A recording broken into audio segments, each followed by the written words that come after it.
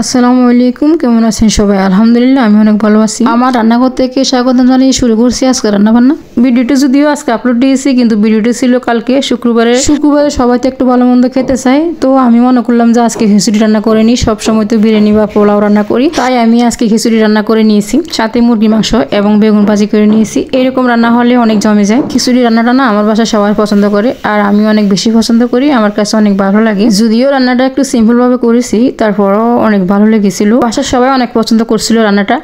এভাবে যদি সবাই পছন্দ করে সবসময় আমার কাছে অনেক স্বাচ্ছন্দ্য বোধ হয়। আর কেউ যদি আমার একটু প্রশংসা করে আমার কাছে অনেক ভালো লাগে। যদিও অনেক কষ্ট করে রান্না করি, সেটা আর কষ্ট মনে হয় না। যাই হোক, এখন রান্নাটা শুরু করি। আমি এখানে কিছু চাল নিয়েছি, তো চালগুলো ছিল বাতের চাল। আমি আজকে বাতের চাল দিয়ে রান্না করি। যদিও আমি কখনো রান্না করি নাই মোটা চাল দিয়ে খিচুড়ি রান্না, তারপরও আজকে আমি রান্না করতে আসলাম। কিন্তু অনেক মজা হয়েছিল এই খিচুড়ি রান্নাটা। চালগুলো ধুয়ে নিয়েছি, এখন ডালও ধুয়ে নিয়েছি। তারপর ডালগুলো দিয়ে দিয়েছি। এরপর দিয়ে দিয়েছি পেঁয়াজ কুচি, মরিচ কুচি, রসুন কুচি, সাথে দিয়েছি দারচিনি, এলাচ, তেজপাতা। তারপর দিয়ে দিয়েছি হলুদ গুঁড়ো, মরিচ গুঁড়ো, জিরের গুঁড়ো, দিয়েছি পরিমাণ মতো লবণ এবং গরম মশলা গুঁড়ো। তারপর দিয়ে দিয়েছি সয়াবিন তেল। সয়াবিন তেল দিয়ে রান্না করবো আমি হাতে মেখে এই খিচুড়িটা। সবকিছু দেওয়া শেষ হয়ে গেল। এখন আমি পানি দিয়ে পরিমাণ মতো যতটুকু লাগে ততটুকু দিয়ে আমি চুলায় উঠিয়ে দিয়েছি। খিচুড়ি রান্না বসিয়ে দিয়েছি।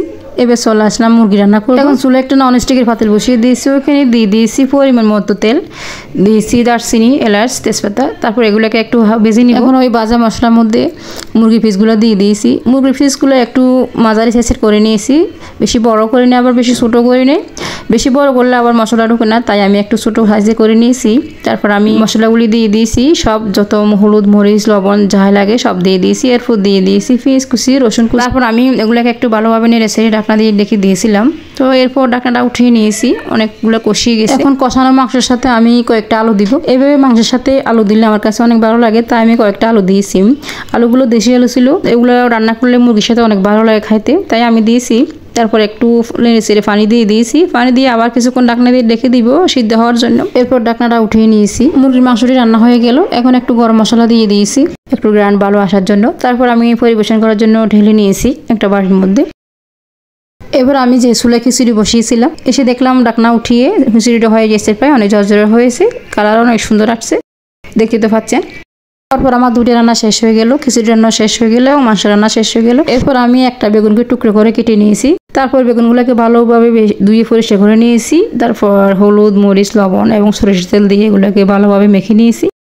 অনেক ভালোভাবে মেখে নিতে হবে, মশলাগুলো যেন বেগুনের গায়ে লেগে যায়। এরপর একটা ফ্রাই প্যান বসিয়ে দিয়ে আমি বেগুনগুলোকে ভালোভাবে বেজে নিয়েছি, উল্টে পাল্টে অনেক ভালোভাবে বেজে নিয়েছি। তারপর আমি একটা প্লেটের মধ্যে উঠে নিয়েছি। খিচুড়ির সাথে এরকম বেগুন ভাজা হলে আর কিছুই লাগে না। আমার বাসায় সবাই পছন্দ করে বেগুন ভাজাটা, আমি অনেক বেশি পছন্দ করি, তাই আমি বেগুনগুলো বেজে নিয়েছি। আর এই বেগুন ভাজাটা কেমন হয়েছে অবশ্যই একটা কমেন্ট করে জানাবেন।